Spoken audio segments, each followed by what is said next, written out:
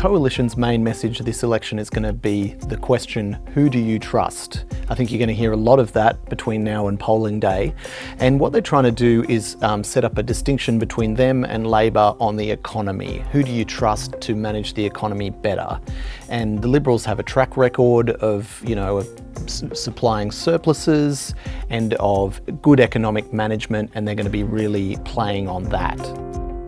Labor's main message is going to be fairness. So as opposed to the Liberals focusing on the budget, the Labor Party is going to be talking about how it's going to use taxpayer dollars to make society fairer.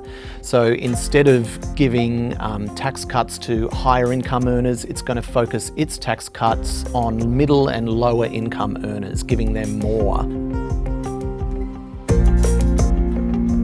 The Coalition will be really trying to paint itself as good economic managers. They've got the surplus to point to, a $7 billion plus surplus projected for the 2019-20 budget. So that's a big tick for them. It's not a huge vote winner, but it is the sort of thing that they can show we are responsible economic managers.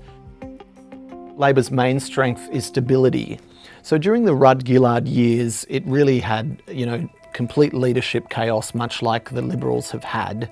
But ever since they were kicked out of office and put in opposition, they've been very stable. Bill Shorten has been the opposition leader the whole time. It can't happen overnight like it did back in the day where, Australia went to sleep with Rudd as Prime Minister and woke up with Gillard as Prime Minister. They've put in new mechanisms to ensure that that won't happen again.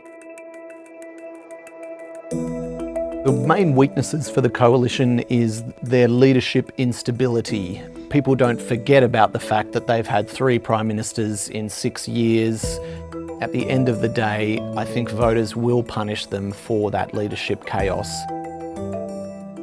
Funnily enough, Labor's main weakness would be its leader, Bill Shorten. But the thing to remember is you don't necessarily have to have a popular leader to get into government. Tony Abbott was never very popular as an opposition leader, but he managed to win government quite decisively. And so even though people aren't especially enamoured with Bill Shorten, he still could become Prime Minister.